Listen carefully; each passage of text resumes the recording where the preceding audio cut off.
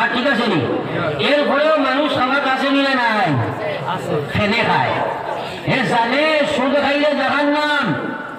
হ্যাঁ আমার আল্লাহ পাক রব্বুল আলামিনের মায়ার বান্দা হল জানে একজন মহিলায় পর্দা করে ফেল লাগি ওয়াজিব ফরজ এরপর বেপর্দা জানে মুসলমানের নামাজ পড়া লাগে বেনামাজি আমার বাইরে জানিয়া পড়ে না জানিয়া চলে না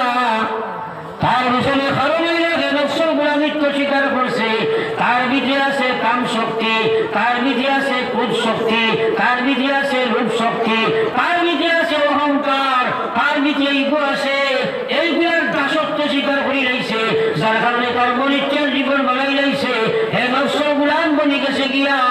এর কারণে তো সময় পর্যন্ত মুসলমানের তার নকশল লোকের দেখা খরচ নাই হাজার কিছু জানতে পারে মানা সম্ভব নয় বহু কিছু জানতে পারে আল্লাহর নাফরমানি ছাড়া সম্ভব নয় জানে সুদ খাওয়া